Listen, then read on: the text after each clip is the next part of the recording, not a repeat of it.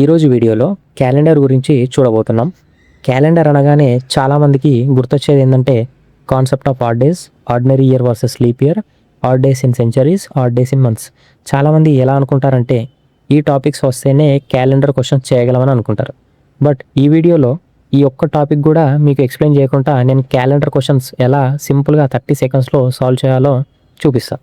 And ఇంకో విషయం ఏంటంటే ఈ కాన్సెప్ట్స్ నేర్చుకున్న వాళ్ళకన్నా స్పీడ్గా చేయగలరు మీరు ఒకవేళ ఈ వీడియో కంప్లీట్గా చూసినట్టయితే.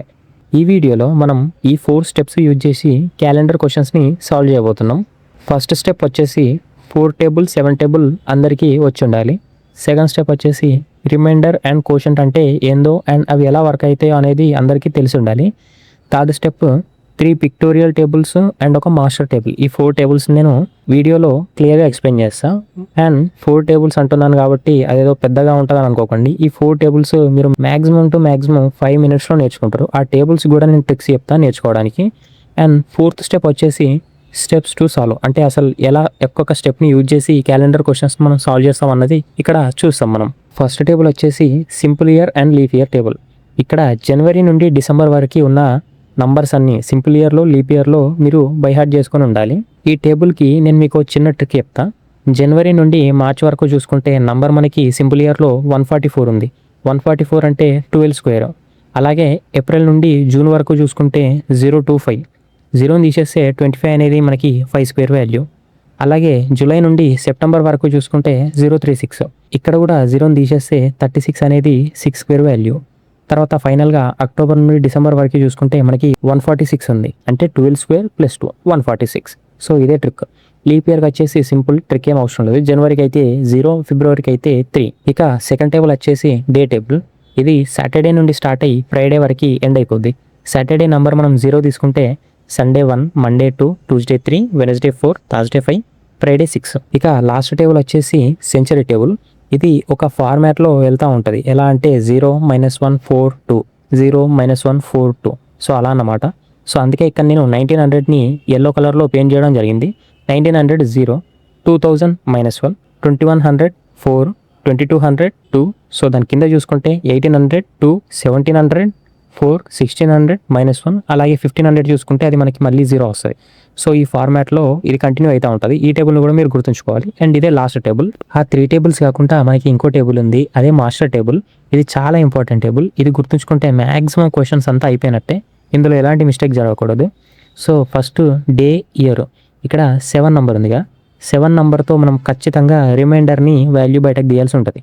ఎలాగంటే 7 నెంబర్ని మనం డేతో డివైడ్ చేసి రిమైండర్ తీయాలి. అలాగే 7 నెంబర్ని మనం ఇయర్తో లాస్ట్ 2 డిజిట్స్ ఉంటాయి కదా, ఇయర్లో లాస్ట్ 2 డిజిట్స్ అవిటిని డివైడ్ చేసి రిమైండర్ తీయాలి. అండ్ ఇక్కడ 4 నెంబర్ని మనం డేతో వేయాల్సిన అవసరం లేదు. బట్ 4 నెంబర్ని ఇయర్లో లాస్ట్ 2 డిజిట్స్ ఉంటాయి కదా, వాటితో డివైడ్ చేసి మనం కోషెంట్ తీయాలి. అలాగే సింపుల్ ఇయరా లీప్ ఇయర్ అని చెక్ చేయడానికి కూడా ఇది యూస్ అయింది. అండ్ ఇంకో విషయం, ఇక్కడ ఎవరికైనా రిమైండర్ అండ్ కోషెంట్ అనేది అర్థం కాకపోతే రిమైండర్ని మనం తెలుగులో శేషం అంటాం, కోషెంట్ని మనం భాగఫలం అంటాం. అండ్ ఇక్కడ సెకండ్ టేబుల్ ఉంది కదా, ఇది చాలా ఇంపార్టెంట్. ఇది రిమైండర్ కోషెంట్ అంటే శేషం భాగఫలం ఎలా వర్క్ అవుతుంది అనేది చెప్తుంది. చాలామందికి తెలుసనే అనుకుంటున్నా, బట్ ఎవరైతే తెలియని వాళ్ళ కోసం ఇది. ఎందుకంటే చాలామంది మిస్టేక్స్ ఇక్కడ చేస్తారు. ఫస్ట్ 7 నెంబర్తో మనం జస్ట్ రిమైండర్ మాత్రమే తీయాలి. 7 నెంబర్ని మనం క్వశ్చన్లో ఎక్కడ డివైడ్ చేసినా రిమైండర్ అంటే శేషం మాత్రమే తీయాలి. 4 నెంబర్ని ఎక్కడ డివైడ్ చేసినా కోషెంట్ అంటే భాగఫలం మాత్రమే తీయాలి. సో ఫస్ట్ రిమైండర్ 7 నెంబర్ని చూసుకుంటే 16/7. 7ని 16తో డివైడ్ చేస్తే 7 2 14, 2 మిగులుతుంది కాబట్టి 2 సైడ్కి రాసుకుందాం. తర్వాత 21/7, 7 3 21, ఏం మిగిలేదు కాబట్టి 0. తర్వాత 4/7, 7తో 4ని మనం డివైడ్ చేయలేం కాబట్టి 4 ఎలా ఉందో అలాగే రాసుకుంటాం. ఇది రిమైండర్ అంటే శేషం చేస్తే వాల్యూస్ ఇట్లా వస్తాయి. ఒకవేళ భాగఫలం చేస్తే ఎలా వస్తాయి అనేది మనం కింద చూస్తున్నాం. సో 46/4. సో 46ని మనం 4తో చేస్తే మనకి 11.5 వస్తుంది. బట్ మనం క్యాలెండర్లో 0.5 అంటే డాట్ తర్వాత ఉన్న వాల్యూస్ని మనం తీసుకోం, జస్ట్ 11 మాత్రం వేసుకుంటాం. తర్వాత 24/4. ఇక్కడ 4తో మనం 24 డివైడ్ చేస్తే 6 వస్తుంది. తర్వాత 3/4. 3ని మనం 4తో డివైడ్ చేస్తే మనకు 0 వస్తుంది. ఇది భాగఫలం. భాగఫలాలు చేస్తే మనకు వాల్యూస్ ఇట్లా వస్తాయి, శేషం చేస్తే మనకు వాల్యూస్ ఇట్లా వస్తాయి.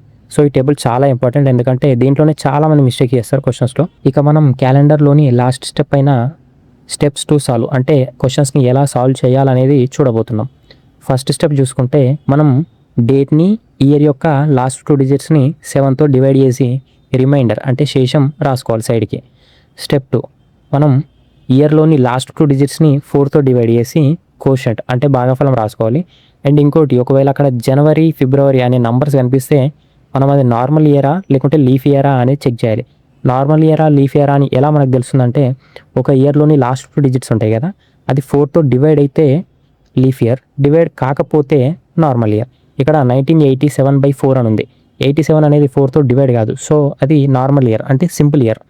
ఇక్కడ సెకండ్ది 1856/4 ఉంది. ఇక్కడ 56 4తో డివైడ్ అవుతుంది, సో అది లీఫ్ ఇయర్. ఇంకా స్టెప్ 3 చూసుకుంటే ఇక్కడ మనకి మొత్తం స్టెప్ 1 నుండి 2 వాల్యూస్ వస్తాయి. డేట్తో డివైడ్ చేసినప్పుడు ఒక వాల్యూ, ఇయర్తో డివైడ్ చేసినప్పుడు ఒక వాల్యూ. స్టెప్ 2 చూసుకుంటే 2 వాల్యూస్ వస్తాయి. ఒకటి నార్మల్ ఇయరా, లీప్ ఇయర్ అనే దాని మీద ఒక వాల్యూ వస్తుంది. ఇంకోటి కోషంట్ చేస్తే ఇంకో వాల్యూ వస్తుంది. మొత్తం మనకు 4 వాల్యూస్ వస్తాయి.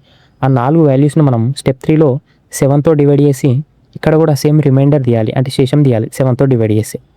తర్వాత లాస్ట్ది స్టెప్ 4. ఈ స్టెప్ 4 ఏంటంటే, మనం సెంచరీ టేబుల్ చూసాం కదా, లైక్ 1900 అంటే 0, ఇట్లా ఒక టేబుల్ చూసాం కదా, ఆ టేబుల్లోని వాల్యూస్ మనం ఇక్కడ ఆపరేషన్ చేయాలి. నెక్స్ట్ వీడియోలో మనం ఈ 4 స్టెప్స్ యూజ్ చేసి జస్ట్ 30 సెకండ్స్లోనే క్యాలెండర్ క్వశ్చన్స్ ఎలా సాల్వ్ చేయాలనేది చూడబోతున్నాం.